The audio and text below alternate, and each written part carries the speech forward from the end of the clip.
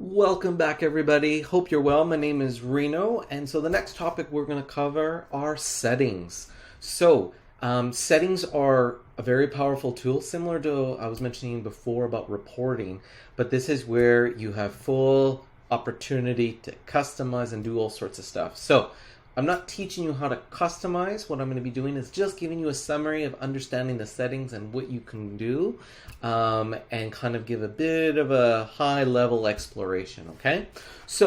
I'm going to use my same account I've been using before, Reno Photography, and on the left hand side of your dashboard, you've got all your main information. I'm going to click on settings, okay? So you'll see here a whole list of stuff that you've got for options for settings, but I will point out your company code. This will be very useful if you're ever speaking to our team or whatnot, and also your reseller code, which we'll talk about another time.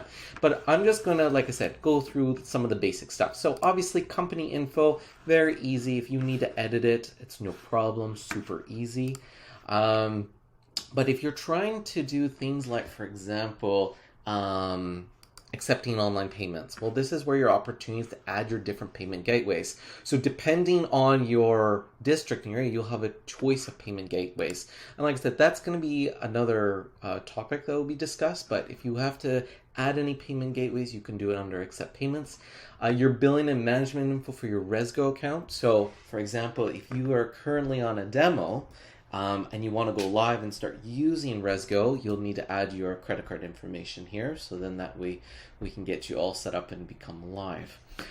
Things moving on is things like templates. So this one here, this is a very powerful area, and this will be also very useful if you have a web developer that's helping you, or if you're familiar with HTML. Most of these things here for editing, you do have the opportunity to modify, but I'm just going to show you this and seeing, like, for the average person, it's going to look like gibberish, okay? But if you have a web developer that you want to customize anything, this is where you would do it. Just a word of warning, though, is please be careful when you're editing this. If you aren't familiar with doing web development stuff, it's best to just leave it alone, okay? But there is one area on here that I do want to point out that is actually doesn't have any gibberish looking stuff on it, okay? So under content pages, we were talking about waivers before, especially when clients are making bookings. Now, if you want to see what the standard template looks like, you can actually do this here, and I'll actually give you an example of what the waiver is going to look like for your products. So, for example, Reno Photography, and it's got all its information here. But what about if you actually want to add information? And this one here is just basically free form. So if you want to add information and edit your waiver form, then this is the best place to do it. And what this will do is it will do it as a blanket for all your waiver forms, okay? So if you end up speaking to your lawyer and there's certain things that you need to edit because this is too basic for you, you can do that here and just click save and close and it'll be done, okay? Great. Let's move back to settings. Security groups. This is actually similar to when you are creating users. You can create logins for people from administration to accounting to just a booking agent. Well, what you could do is you can also create them. You can actually create your own security group. And when you do this, you actually can be very specific on what they can and can't do. And like this goes into the nitty-gritty details. So if you've got information that's sensitive and you were like, I don't want this shared with, the booking agent group, and you want to make sure and you want full control, this is where you can do that. Okay. Next section here, for websites, this is where you would turn on off your website here. Okay.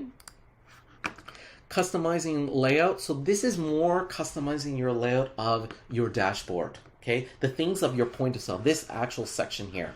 So for example, do you want dashboard, the button here, to be listed? Do you want the bookings button to be listed?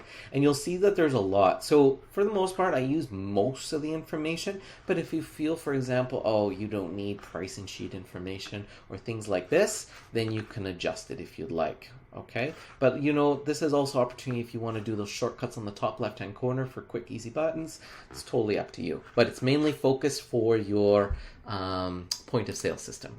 Okay, You've got here integration. So this is the location where you end up integrating with this outside system. So for example, if you're selling your product on Viator or maybe Expedia, because we have an open API feed, this is basically where we'd end up being connected. So once you register with like Viator and Expedia and they've approved, they're going to reach out to us and we'll create this bridge between the two systems. All right.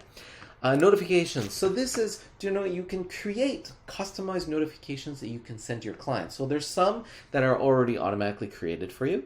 But let's say, for example, you want to create one as a reminder for bookings that haven't signed a waiver, for example. You can do that here. So there's a lot of different kind of notifications you can create. You can add attachments, and obviously you have the body that you can add. So it's very customizable. It's totally up to you what you'd like to add. Okay. Custom fields. So custom fields is more focused around your inventory. So for example, do you know when you have a listed product, you have I'm going to use one of my tours as an example, Polar Bear Day Tour. And I'm going to list all the meat and potato information of that tour for that day. Okay, so I'm always going to have itinerary, pickup, drop off, all these things, right? Well, within the inventory section, you obviously, if you don't fill out anything, it won't show up. But if you want to hide it all together, you can hide it here. But what about if you want to create multiple ones? Okay, this is where you can create one under that list. All right. And the last thing is general settings. So the general settings, you can take a look. There's things like, for example, this is where you can enable the guest reviews within Rezgo. You can attach, for example, TripAdvisor if you like. Distribution fields, information, obviously time format. But the one that I actually really want to focus are the Rezgo fees. So if you want to pass on your Rezgo fees to your customer, it's pretty much generally automatically set to on. But if you want to turn that off and you just want to keep that for yourself and you want to add that within the cost, you can actually turn it off here. Okay, and you could also change, instead of it showing up as booking fees, you can change it to something else if you'd like. Okay, and once you've done that, you just end up clicking save and you're set. Great. Awesome. So that's a quick high-level overview of settings. Take a look. Like I said, be careful with the customizations area. If you have someone that's trying to work with your layouts or trying to adjust things, just make sure you have someone who knows HTML. Other than that, that's about it. All right. Hope you like that, and I look forward to talking to you at the next video. Take care.